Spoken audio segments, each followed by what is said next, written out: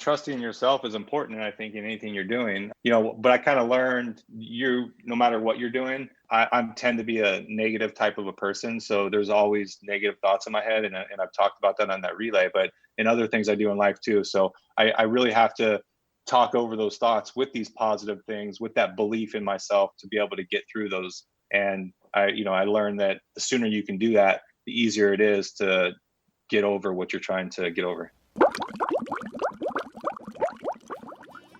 Welcome to Champions Mojo, a podcast to bring out your inner champion. Your hosts are sisters-in-law, Kelly Pallas and Maria Parker. Kelly is a former Division I head swim coach, Olympic trials qualifier, and holds national and world records in masters swimming. Maria holds world records in endurance cycling and won the world's toughest bike race, Race Across America. Both are certified health and life coaches. Our goal is to inspire you through conversations with champions. And now, your host, Kelly Pallas. Hello, friends. Welcome to the Champions Mojo podcast, where I am co-hosting with Maria Parker. Hello, Maria. Hi, Kelly. I'm thrilled to be here. Maria, I am not sure that I could be more excited for today's show. We have an Olympic legend, a four-time Olympian, Olympic champion, and the man who is solely responsible for one of the most, if not the most exciting, heart-stopping moments in Olympic history when he anchored the USA's gold medal relay in 2008 to a come-from-behind victory where he chased down and beat the current world record holder. Yes, you guessed it. It's the great Jason Lezak. We can't wait to talk with Jason, but Maria, before we bring Jason in, would you share a bit more about him? Sure, Kelly. Besides being a four-time Olympian, Jason owns 8 Olympic medals, is the current world record holder, and has the fastest 100 free split ever recorded. Most recently, Jason is serving as the GM of the International Swim League's Cali Condors, is a sought-after speaker, and works with many charitable causes. Jason is famous for giving back to his sport. I'm really looking forward to this as well, so without further delay, let's bring him in. Jason, welcome to Champions Mojo. Hey guys, thanks for having me on. Yes, Jason, welcome. It's so great to have you here. And you are such a deep person in all your swimming career, and being a four-time Olympian and a GM and a businessman and a father and a husband, and yet you are so famous for this relay. So one of the things we've talked to a ton of Olympians about is how they're, they kind of feel pigeonholed that they're just an Olympian, not just, but they are only an Olympian. Or this relay that you did is so historic that it kind of, I think we have to talk about that first because it's what you're most famous for. But then hopefully we'll get a little deeper on Jason Lezak. So everyone knows, I'm sure everyone listening knows exactly what that relay meant to the U.S., to us, to Michael Phelps for his bid at 8 golds. And what I am so interested to know is, looking back now 12 years later, what your thoughts are on that, and what that relay did for your life, what you learned, what you gained, what your thoughts are now. Well, it was just another race. I'm just joking. No, there was so much going into that race, and obviously the disappointment in the past, that was the motivation behind that race. But as far as learning from that race and watching that race now, I mean, I still get goosebumps when I watch that race, and I'm not really watching it thinking I'm swimming it, just watching it as a spectator. But the learning from that, basically, I trained myself to be able to compete at my highest level, and I was able to accomplish that. But there was, a lot of people that didn't think I should be there, or they thought I should retire. But the one thing that I continued to do leading up to that was have that belief in myself, and also continue to learn how to get better. And at 32 years old, when a lot of people would tell you in the sport of swimming, at least 12 years ago, that was too old, I wasn't listening to that. And I was continuing to focus on what was focused on at the time, and that was me improving and helping Team USA bring the gold back. So there's the obviously, you look at it as the old cliche, never give up. I could have given up plenty of times, like in those 4 years leading up to those Olympics, and I could have given up in that moment. So, it was a learning, looking back at it as a spectator, this is what happened. And, I try to use some of these things for future, what I do now. I want to tell you that when 3.5 years ago, I went through breast cancer surgery, a lot of scary times. And I watched your video of that relay, and I'm going to choke up here.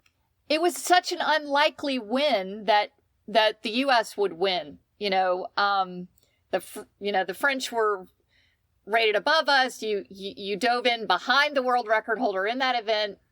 It was so unlikely that you guys were going to come out with the gold. And so I thought, if Jason can win that relay, I can get through breast cancer and go through these horrible surgeries and horrible treatments. And I probably watched your relay performance, I'm not kidding, 50 times over, months of my diagnosis and treatment and surgery and recovery. And I think that it goes so beyond just sport of how you've inspired people.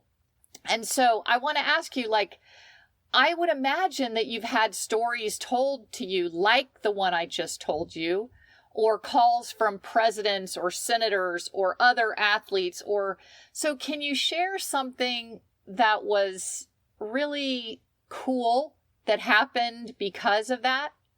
Well, I mean, nothing's going to, go to the same level as you're talking breast cancer. That's amazing. I'm glad that you've recovered, and I'm glad that I was able to inspire that. I mean, a lot of the stories I heard were where people were and what they were doing, and, what it meant to them and their families, whether they were former swimmers or didn't know anything about swimming, and about bringing joy to them and about bringing joy to the United States. Because basically, I think that's part of the reason we were able to win that race. At least for myself, it wasn't just about winning a race that we had lost. It was about winning a race that we had lost for USA, that I grew up watching, that Team USA dominated. So for me, it was a huge picture. And then to hear some of those stories about what it meant, to be an American and watch that and feel the joy and the pride and things like that.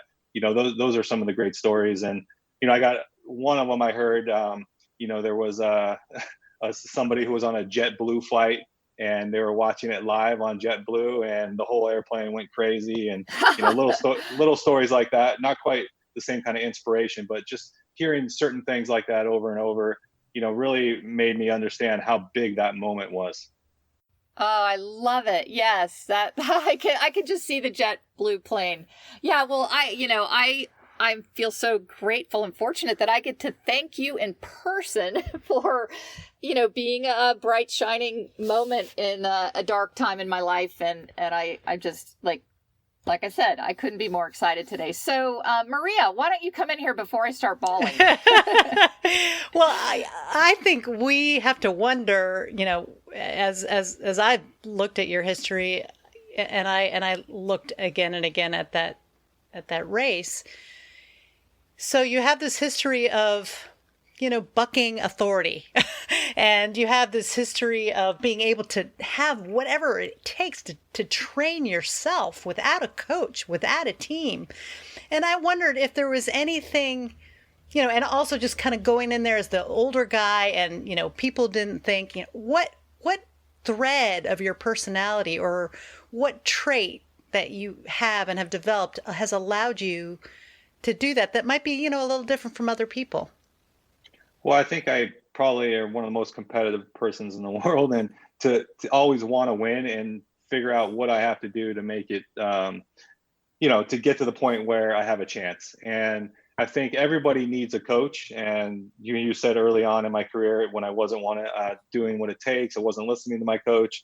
I wasn't ready to coach myself, and I thought I was.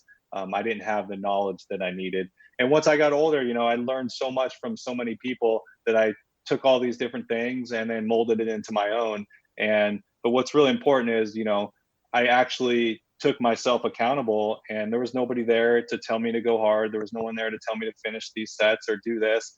I knew that I had to do these certain things to be successful. And if I didn't do it, I wasn't going to achieve what I was setting out to achieve. So there was plenty of days when it got really hard and I felt like jumping out of the water, or I felt like I didn't even want to get in on that certain day.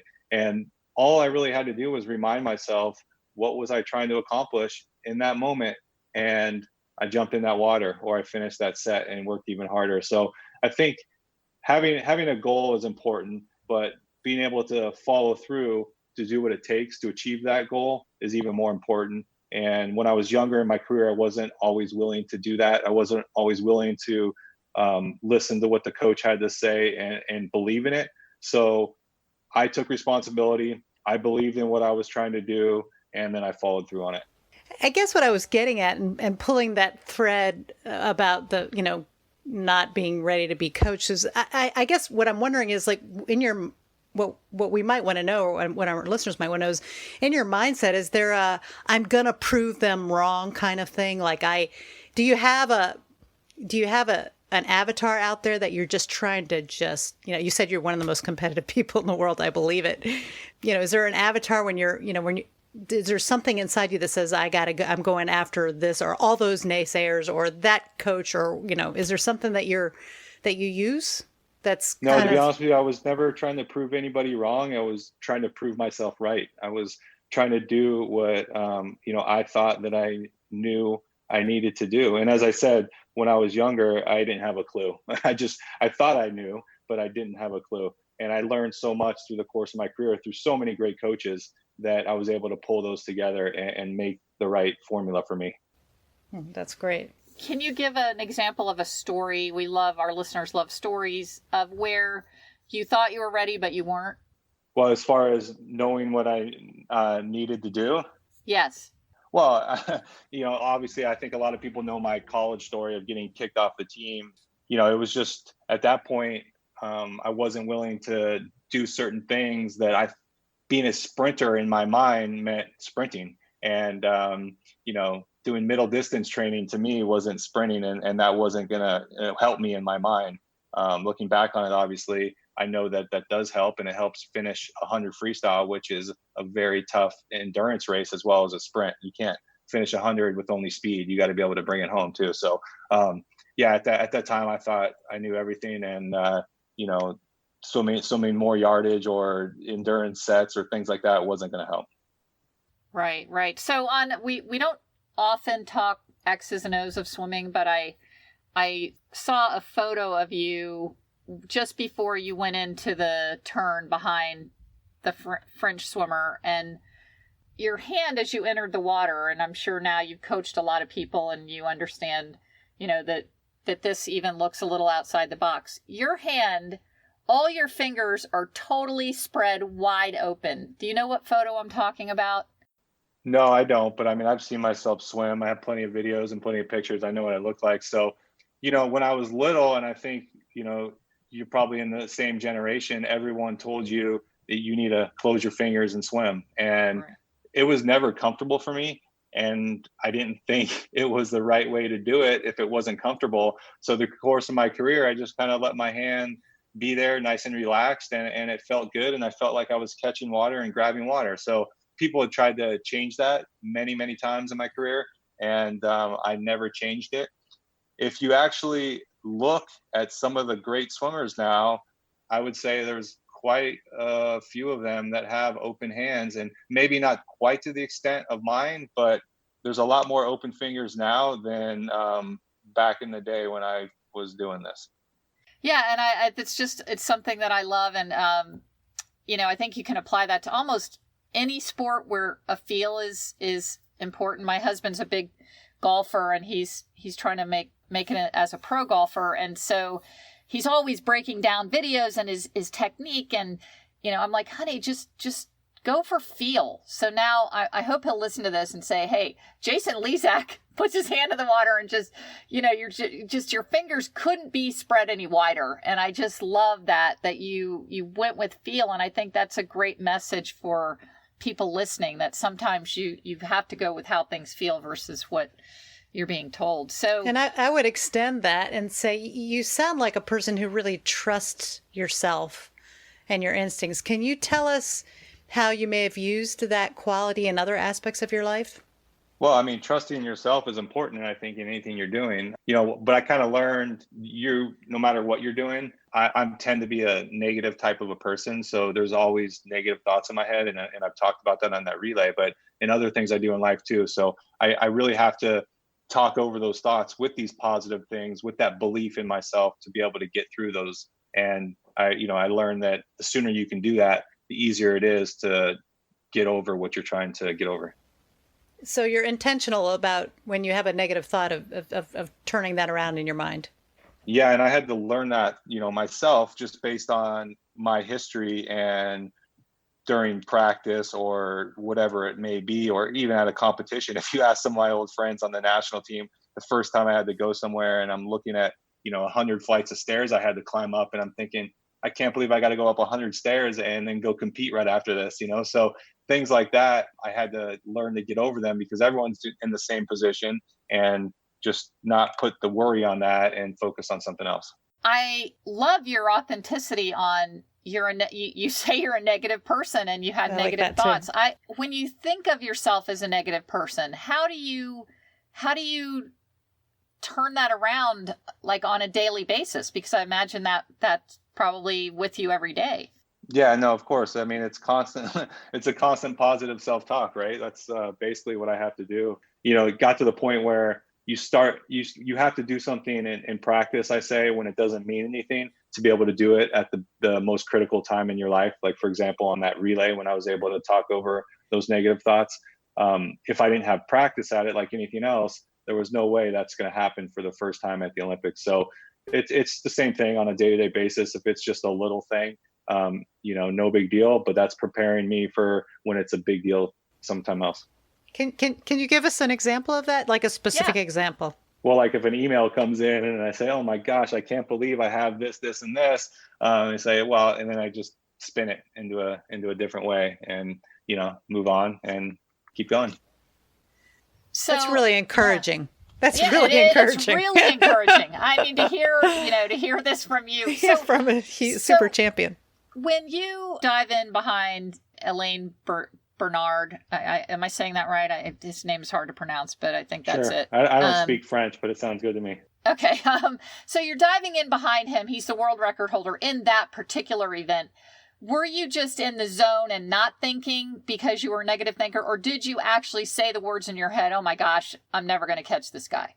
I definitely had that thought that I wasn't going to catch him, but the very first thought I had was I left early and disqualified Team USA because my relay start was so good.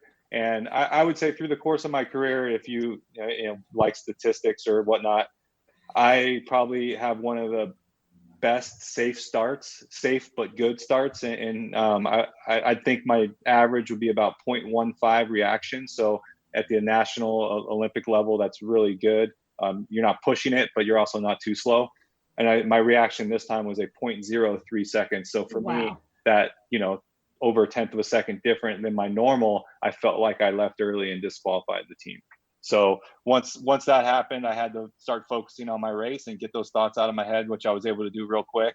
And, then I of course I got to the wall and I flipped. And when he had increased his lead on me, that was when the thought was, there's absolutely no way I'm going to catch this guy. He's the world record holder. Yeah. And then did you immediately replace it or just say, how do you replace a thought like that in the middle of a race? I did. And you know what, to be honest with you, I was pretty lucky because I really felt good at that moment. And so I wasn't even lying to myself. And I was just telling myself, it's okay. I feel really good. Just swim your own race, because I couldn't control what he was doing. I could only control myself. And the way that I did feel in the water was pretty spectacular feeling after going to 21.5 for the first 50. It didn't feel like I already swam at the first 50 at 21.5. So I knew I was in a good place, but I just had to shift the focus to me. Oh yeah, I love it. And then just like, so when you saw that you had won, what was the very first thought that went through your mind? I mean, there was a lot of joy. being a part of 2 losing relays at the last 2 Olympic Games where we were supposed to win. And like I said, growing up, Team USA dominated this race. We had never lost before my first Olympics. So it wasn't just about winning a gold medal. It was about what was behind that gold medal. And to climb out of the water and grab my teammates, that was pretty important to me because I knew that this wasn't a one-person race. And I told these guys before the race, I was the team captain. I gathered them together and I told them this wasn't a 4x100 freestyle relay. This is a 400. Let's go out and swim it together. So we all knew that it wasn't one person going to win this race. We all 4 had to step up and go beyond what people thought we were capable of on that day. And that's what we did. That's beautiful. So I have to ask you a woo-woo question. We know Phelps, won his 8, and between that 4x100 relay that you anchored and won, at that point, and his 100 butterfly, by 1/100th of a second, there was I think something magical happened. To quote Rowdy Gaines, it's magical. Michael, it's magical. Do you believe in the power of intention, of the fact that like all of the USA and anybody wanting Phelps to win 8, kind of the intention of that, the energy of that might have helped him touch the butterfly first and you touch the relay first?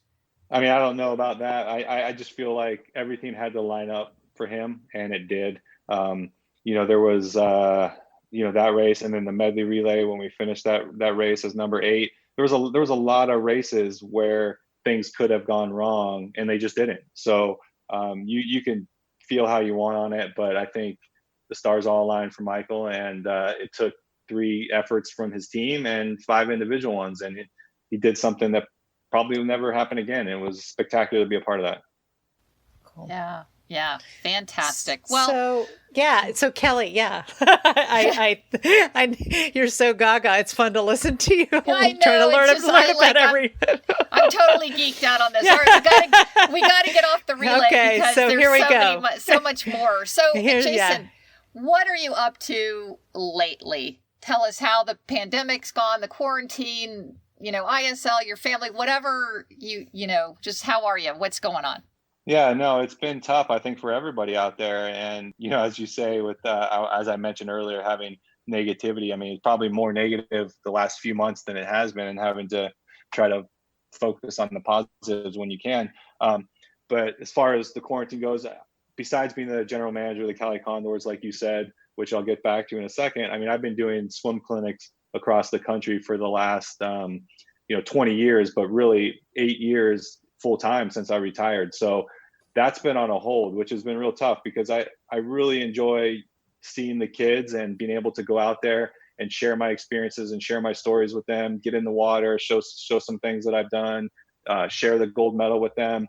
And that's been something that I've been lacking, which is tough. And obviously I've been on Zoom calls with plenty of teams, which has been great, but having that personal contact is also something that's been tough not to be able to do. So being at home more, spend more time with the family. That's great. The kids are out of school now. So, I still got to work during the day, but we do make time to be able to do certain things that, might not be able to do with me traveling as much as I've traveled in the past. I haven't been on an airplane in over 3 months now, which is a record for me. So that's, I guess that's the positive out of the pandemic. And with ISL, it's been great. This year we're developing, I can't announce it yet, but a really good plan of what's going to happen to try to make these athletes as safe as possible to be able to go out there and compete and have a season and actually do something that they love. The Olympics was canceled, the World Championships was canceled. So there's really nothing for them this year except the ISL. And I think all the athletes are really excited about it. My team that I put together, which will be announced very soon too, is really, really, really good. So last year we had a great team. We came in 3rd place. And I really believe we have even a better team this year. So it's going to be a lot of fun for me to be a part of this again. This is a revolution of swimming, and we're looking forward to giving these professional athletes a chance to actually make a living out of it and really call themselves professionals. It's something that I wish I could have done when I was competing. I love the race. As I mentioned, I'm very competitive. And the more races I could get in, the better it was for me. So something like this would have been great. But now I get to give back to the younger generation and still be a part of that and build the Cali Condors the best I can, and help the league really be successful. Fantastic. So since you're so competitive, you want your team to be the best and come in first in the World Championships next year, right? Of course. I mean, we have the other general managers in the U.S. actually friends of mine, so we have a fun relationship, and there's a little bit of trash talking going on there back and forth. So that's a lot of fun, and it's good. It's the same thing when I competed. I was never the guy that hated my enemies. I had no problem being friends with somebody and then stepping up on the block and wanting to beat them really bad. So when the race was over, we could be friends again. So that's kind of the same situation I'm in right now. I want to be successful in this. I want to do well, and things are looking good right now. That's great. So one of the questions we always ask is, what have you learned from your career as a swimmer, and everything you do that has helped you in the rest of your life, and even further, what specific things are you trying to teach your kids? Because that's what's really important to you usually. Well, I mean, there's so much involved in that. I can name a million things, but I think one of the things that I take away a lot from swimming is my ability to learn. And if you look at my career, unfortunately and fortunately, I guess, I didn't always achieve what I set out for. And there was plenty of times where I made, as you want to call them, a failure or a setback, whatever you like to call it. But I always came back from that and thought, okay, what do I do better next time? How do I make things different? And it's the same thing of what I'm doing right now. I mean, I've made plenty of mistakes, especially in a startup, something like this. This is brand new and it's a learning curve. So make those mistakes, know you made the mistake, figure out how to do better next time, and move on. There was a time when, I looked at something and it was a mistake. I didn't do well, and I thought about it for a year and I didn't get better. So you have to be able to figure out how to put it in the past, move forward, and do better next time. So, yeah, that's a great answer. And it ties in great to one of the questions we love to ask champions like you is, what has been your biggest obstacle that you've overcome in your life? Well, I mean, if you're looking at, long-term, short-term, look at that race. That was a pretty big obstacle. I was 0.6 of a second behind the fastest person to ever swim that race in history. So to be able to beat him on that race and come back for Team USA, that was a pretty big obstacle. But I've had plenty of things as far as if you want to talk about injuries or as we setbacks. I'd say these setbacks are obstacles. In 2004, coming in 21st place in the 100 freestyle by making a tactical mistake and swimming it too easy in the preliminaries. That was a pretty big obstacle to come back at 32 when nobody believed in me to do that. So it kind of depends on what you're looking for, but those are a few short answers. Yeah, I love it. Is there a moment that you can look at as one of the most discouraging moments of your life? Honestly, if you see the look on my face from that race in 2004, I had to try to dig up that footage, but it's in a documentary with Bud Greenspan. You might be able to find it on the internet there. And you could just see the discouragement in my face, and to see that board and see I didn't make the top 16. Yeah, that's got to be. And then 4 years later, there you are. So that's an encouragement. Maria and I were at the ISL finals in Las Vegas, which was a very exciting meet. And you are constantly around all these other champions, being, 4-time Olympian anyway. Do you have some theories on the commonalities that you see in champions, some traits that you find to be most common among the most successful champions? Well, I think a couple of them I already touched on. I would say all like extreme competitors, right? A lot of them are having a great time, having fun, joking around with their friends. But then when you see them get ready to swim, you see this fierce competitiveness in them. So I think that's something. And as I mentioned before, having that belief, that was one of the things that really set me apart. Was I didn't care what anybody else said. I was listening to myself and I was believing in myself. And I think a lot of these guys, you can see without being too cocky, you can see that sense of confidence and that belief that they have to be able to go out there and do what they're supposed to do. And, I don't necessarily know, but there are some of them I talk to, so I can answer that probably that they have this like I did as well. But I think the desire to win is really pretty important. You could put 8 people in a race, I always say, and every one of them have done the exact same thing to get to that point, and they're all standing on the blocks. And I think the person that wants it the most is the person that's going to win. And you see a lot of the true champions have that kind of desire. Is that something you can teach? I don't know, to be honest with you, because I think it ties in a little with the competitiveness, right? If you want to win that bad and you want to beat that person, it could be natural, but I didn't have to teach it to myself, so I wouldn't know how to teach it to somebody else. We often kind of speculate that sometimes it's not just this will to win, but also the desire not to lose. Do you find that that's a common thread too among some? Well, with me, that wasn't the case. I don't necessarily know that I've talked to too many people that have said that. I could see that point, yes, but for me, it was more about winning than not losing. Yeah, I agree with that one. I have to wonder too, just based on your life, that, if just, sticking with it. I mean, you have this incredible career and you just kept on coming back. Do you think there's anything there for champions? Well, I mean, obviously, you look at somebody like a Michael Phelps, and with all the success he's had, he still has had a couple times in his career where he didn't achieve certain things, right? So no matter who you are going to have to overcome or, come back from a setback. It's just, you have to learn how to do that. And for me, it happened a lot more than other people probably, but I think to be a champion, you have to learn from those mistakes. And from a young age, I think before even video analysis became popular, I was already watching videos and trying to figure out what other people were doing and things that I can do differently to get faster and things like that. So always wanting to learn. And I think, there's people out there that have a ton of talent. There's people out there that work really hard, but you have to put the whole thing together. It's not just one or two components. And I think that learning process right there is pretty important. That's wonderful. That's really great. We want to really be respectful of your time, and you've given us so much today. Is there anything that we have not asked you that you would like our listeners to know? Wow. Let's see.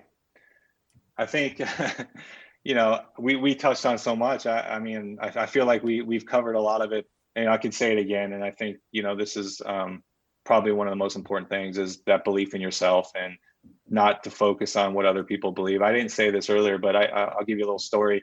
When I was just a young kid, I was actually one of the fastest in the country when I was 10 years old.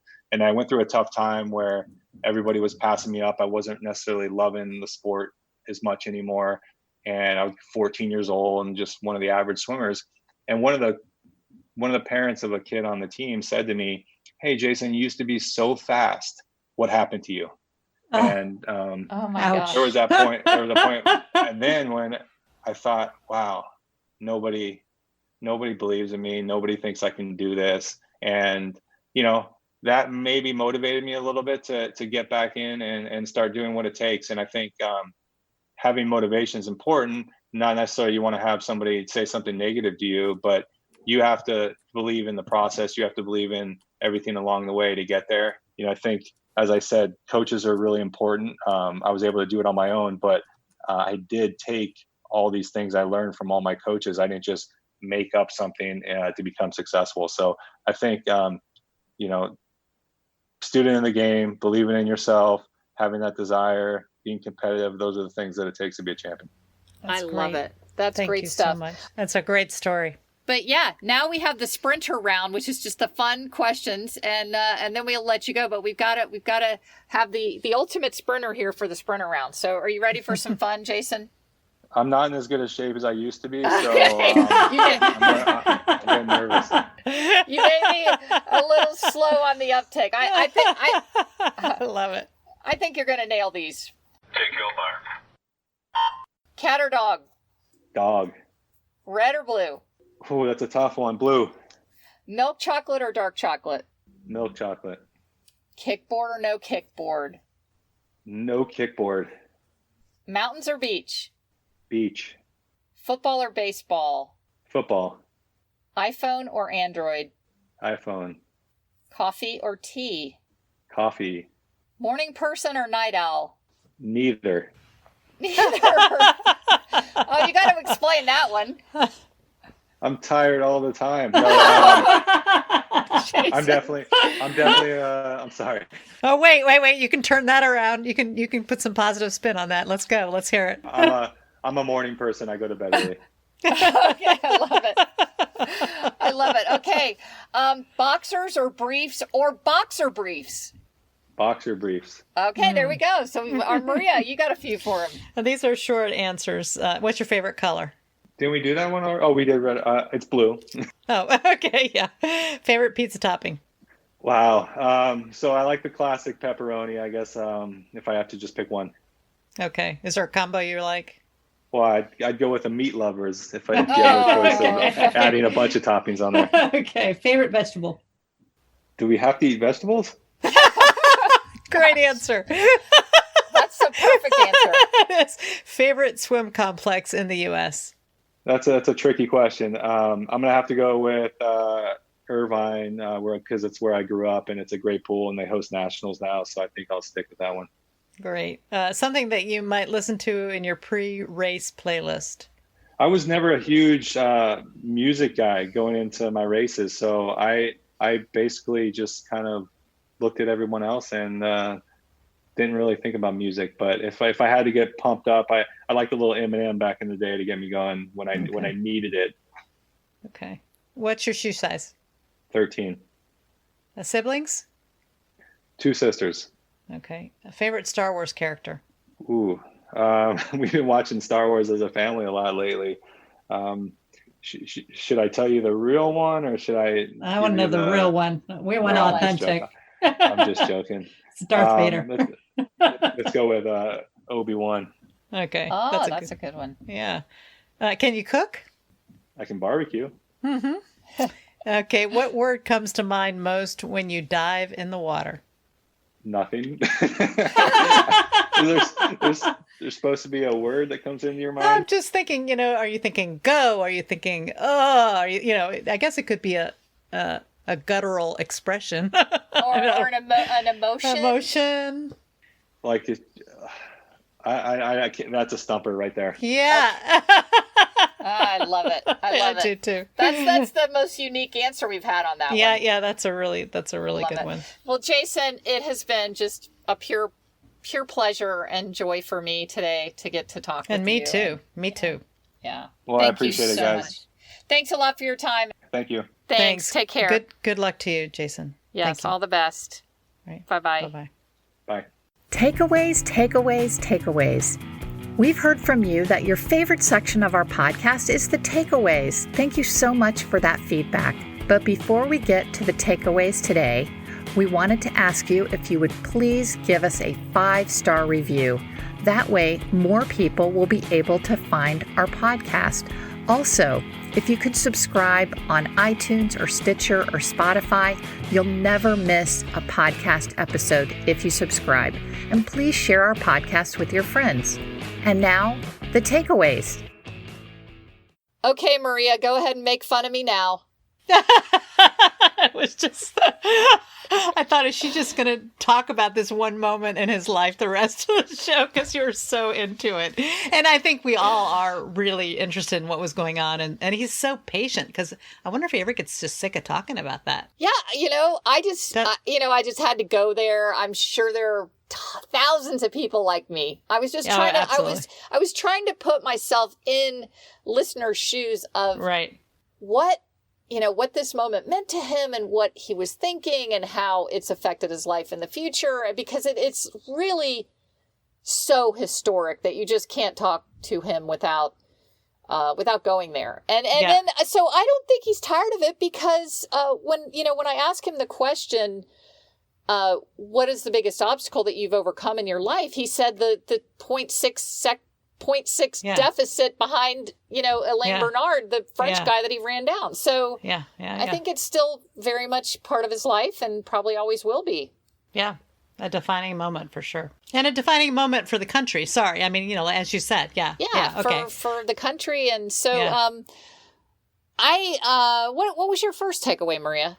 I loved, he was unique, and I loved his, I'm doing it my way, basically. I mean, he was humble enough to know when he needed to coach and come back. But basically, it sounds to me like he's lived his life by his own rules, in the way he wanted to live it. And he focused on, what he was doing. He didn't worry about what other people were doing. He was trying to, he stayed in his lane. He continues to swim his own race and do things the way he believes are right. And I think that's just a great takeaway. We can all worry so much about, what we should be doing, what other people think, what other people are saying. And, he wasn't doing that. He was focusing on his own, what he needed to do, and he continues to do that. And he's running his own race. Yes, I love that. And even when he said he had a negative thought come up, that he just decided, I'm just going to swim my own race. I'm not going to focus on what that guy next to me is doing. So loved it. Just very, very much his own man. And, yes. And a manly man, as we've decided, which we're not sure we can say that, but we said it offline. Probably not. No, but he's just a strong man. I think that's, he's strong in his convictions. He's a carnivore at least. And his confidence, he likes the all meat pizzas. Mm-hmm. He's just very, very strong in what he believes. So on that note of, thinking a negative thought in his race during the time that he did this huge feat is my first takeaway. I was so blown away by him saying that he is a negative person, that he thinks negatively. And it's just so encouraging for all of us out here that do have negative thoughts, because you kind of I kind of think, oh, when I have a negative thought, God, I'm so weak and this is going to ruin me. And I'm not, I'm never going to accomplish anything if I'm thinking negatively. And then to hear that he does have a lot of negative thoughts really just was inspirational for me. But immediately the take home is he replaces those. So as much as people can poo-poo positive thinking, and it's really important. It is really important to replace negative thoughts with positive ones, even if they're, something kind of light and fluffy. I think it's really important. What do you think of that, Maria? Yeah, I mean, I think that's the basis of cognitive behavioral therapy, that we have control over our thoughts. And, we've talked about this, but I once heard it described as that, our mind is like a harbor and we're the harbor master. And some negative thoughts can sail by, but we don't have to let them in. So, and and just knowing that you can do that, and you're not always going to be successful. But if you can catch yourself in it and say, no, the glass is actually half full. Yes. So, okay. I was also kind of blown away by that and the authenticity of it. I loved it. My second take home is kind of related to the first, just his believing in himself, his confidence, his ability to coach himself. Oh my gosh. To be able to have the discipline to write your own workouts, do your own workouts, and then make the Olympics, and then, have that incredible swim in the Olympics. Just really, it really amazes me and inspires me that, that you can, that if he can do it, I think all of us have the potential to be able to be that discipline. And, of course, he's very, very competitive. And I loved how he said, he just wanted to win. It wasn't about not losing, but he just wanted to win. And he thinks, the people who want the win the most, do get it. So it's okay to want to win, and it's okay to I think sometimes people can sort of, I don't know, be critical of that, but that's okay. And it's going to make you a winner. Sometimes I'm afraid to say the things that I really want, and that I, because it sounds like got a big head or something. And I love that he he wanted to win, and he's straight shooter about it. Yes, those were excellent. So that was kind of a combo takeaway of being confident and being competitive, but those well, and being disciplined. It was really three things. Yeah, personal discipline, confidence, and competitiveness. Yeah, you had a lot there.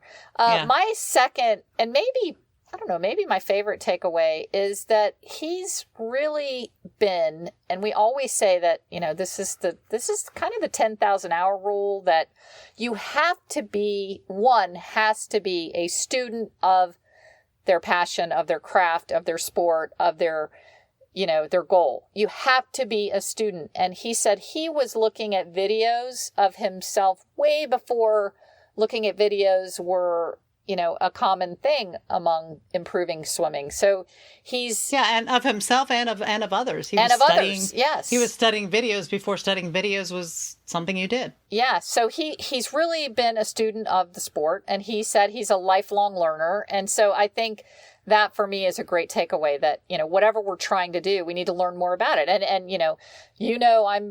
I'm super passionate about podcasting, and I constantly try to learn about other podcasts. What are they doing? What's the cutting edge? What's new in so it's important, and I feel that that's one of the tools of success, and probably one of the reasons why our podcast has had such great success recently. So yes, it never hurts to become a student of what it is you're passionate about. You're certainly going to be more likely to be successful. Yes. That's a great takeaway. Thanks, well, Kelly. Very exciting, Maria. That is a big one in the books there for us. And I know you've got to run, and so do I. And I just, again, thanks, Maria. You just make this a joy, and I love you so much.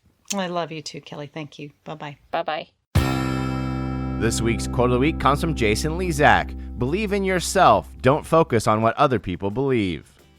You've been listening to the Champions Mojo podcast with host Kelly Palace and Maria Parker. Champions Mojo is produced by Cabra Media, and a new episode debuts every Tuesday. Subscribe wherever you listen to podcasts and leave us a 5-star review. Follow Champions Mojo on Twitter, Instagram, and Facebook @Champions Mojo.